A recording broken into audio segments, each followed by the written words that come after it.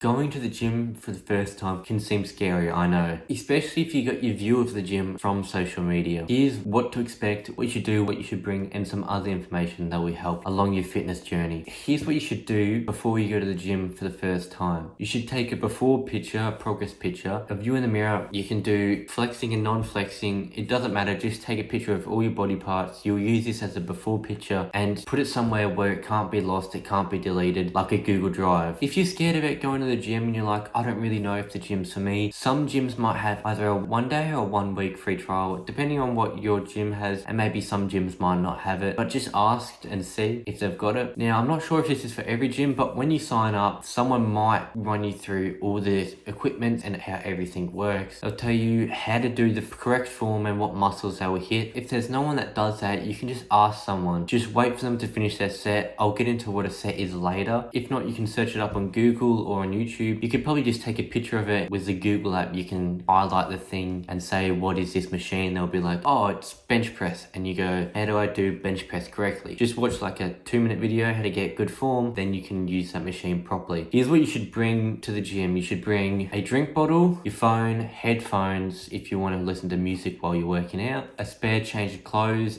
and a towel if you're going to have a shower there, if your gym has showers. If your gym requires you to have a small little hand towel kind of thing to put on the equipment so you get sweaty, bring one of them. A gym bag to put everything in and nothing really else. You can bring some other stuff if you want to, but they're pretty much the main stuff that you need. You don't want to drink a whole bunch of water during the workout, because you'll just feel sick because you'll be pushing the weight, trying to push hard, and then all the water that you're drinking in will just upset your tummy and it's not really good. I've had it multiple times where I've drinking a lot of water and it's just made me feel sick for the rest of my gym sessions, so I didn't push as hard. As I was writing this script down and writing this bit down, I was actually feeling sick because I drank too much water and I was pushing too hard. I've accidentally drank too much water and pushed too hard, and I've vomited, well, not in the gym but in the shower because I pushed too hard. So if you're not feeling right and you're kind of feeling sick in the tummy, don't push super hard. Tone it down a little bit and just go a bit lighter so you don't vomit. Now, pre-workout, it's not unnecessary. I started off using pre-workout. Now I don't use pre-workout. It can be good. It's just like caffeine and it could help you lift a bit more. It just makes you more energized, but me personally, I don't really use it. You can get multiple different flavors depending on what you like and different brands. What you do is you just put it in water and drink it like 30 minutes before your workout.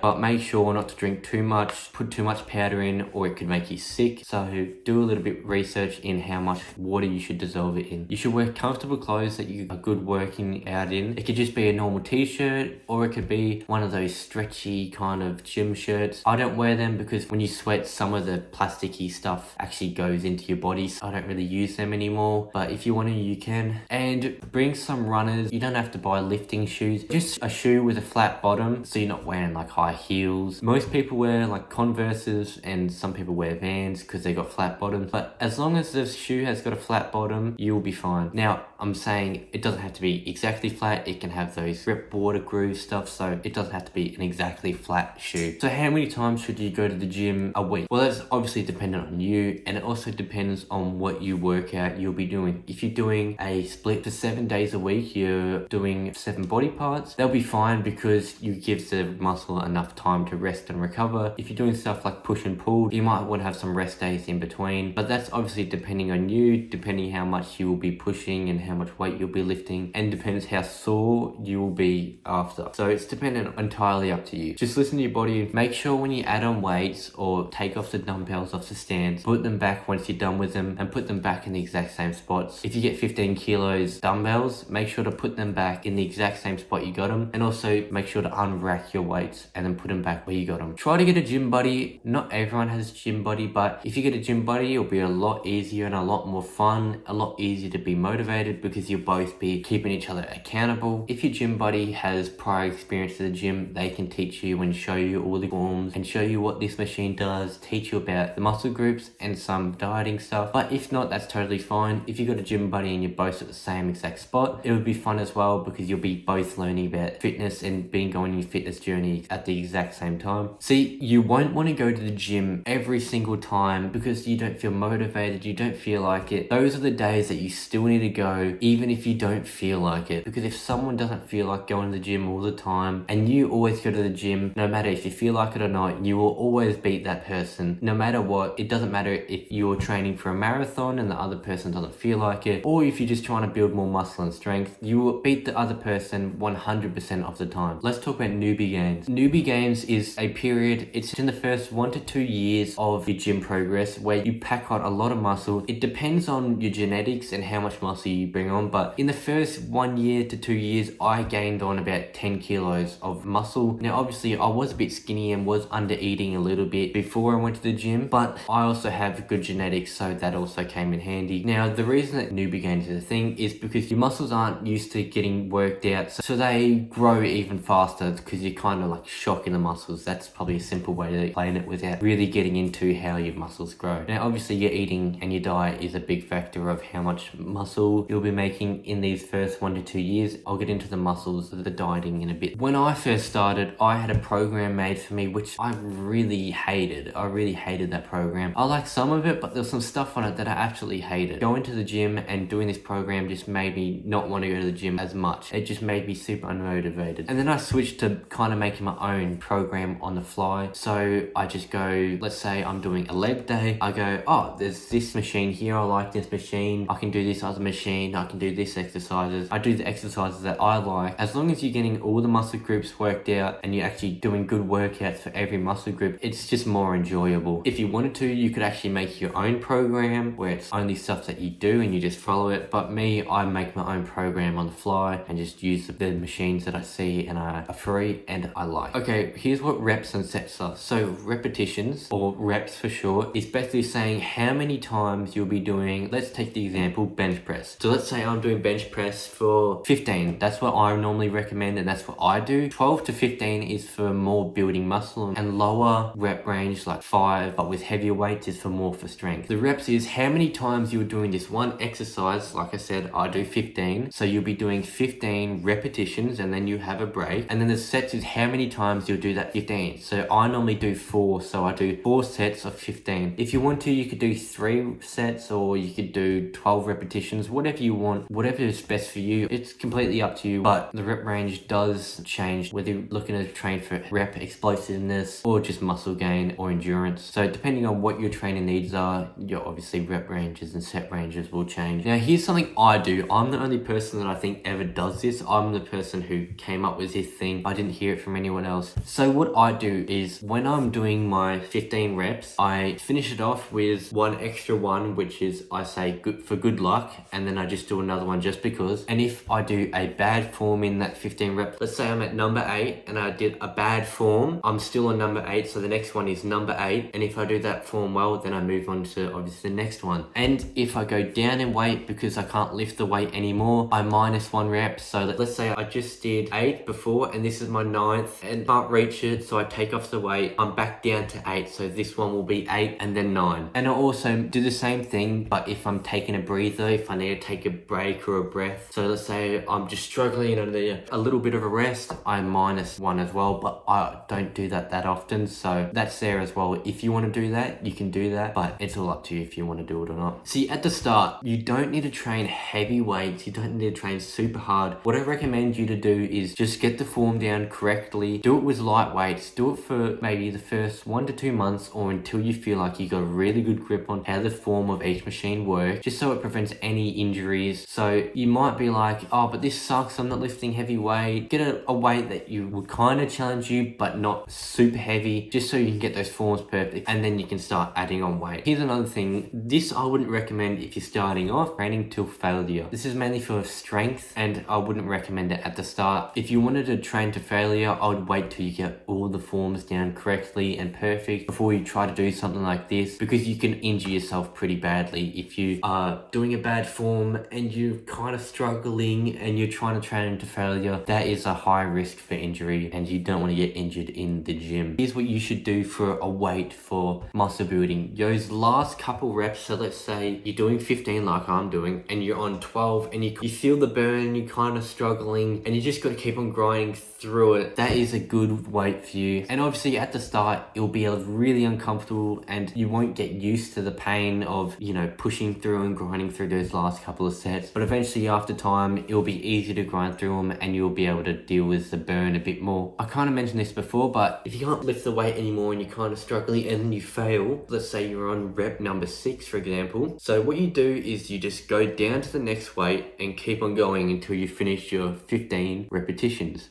And the next set, you start from the weight that you're on. Now, let's say you go down the weight and you can't lift it anymore. Keep on going down the weight. Or if you keep on struggling, you need to have more of a break and more of a rest in between the sets. So resting should be around 30 seconds to 1 minute, depending on you, obviously, and depending if you're lifting heavy or if you're just doing repetitions. Like I said before about grinding through those last couple of reps, when you're starting to feel the burn, that is when you get the most muscle growth, because this is how your muscles actually grow. So that burning and that struggling and pain is actually mini micro tears. Now, it might sound bad, but this is actually how muscles are grown. Those micro tears get healed up and become bigger and stronger each time they get repaired. So you want to be in those last kind of grinding kind of rep ranges, because that's when you get the most muscle growth. Okay, I'm going to talk about ego lifting. Ego lifting is just people trying to stroke their ego, being like, yeah, I can bench press 100 kg. Or like, wow, cool, congratulations. Now, I'm not saying going for your PBs are bad or anything. Going for PBs are super good, but don't make it a part of your personality that your PB is 100 kg deadlift or whatever the PB 1 rep max. I don't go for 1 rep max personal best because I don't need to stroke my ego. I'm in the gym to get bigger and healthier, not to say, yeah, I can deadlift this and make it a part of my personality and chuck it in my Instagram bio. See, I don't understand why these people are ego lifters. They say, yeah, I can deadlift 100 kg or bench 100 kg. That chick you like won't be like, wow, that's so cool. You know what, do you want to marry me? Oh my God. No, that won't happen. People just do it for their own ego. I say, do not do an ego lifting. Number one, injury is so high in ego lifting because it's heavyweight, it's a 1 rep max, and people's form oftentimes goes super bad. I've seen some really bad forms on the internet of people going for their PBs. Now, PBs are good. If you want to go for 1 rep max PB, make sure you have a spotter, which is someone that's there to help you lift up the bar if you fail, and also make sure you have good form. But me personally, my PBs I go for is in the rep ranges of 15. So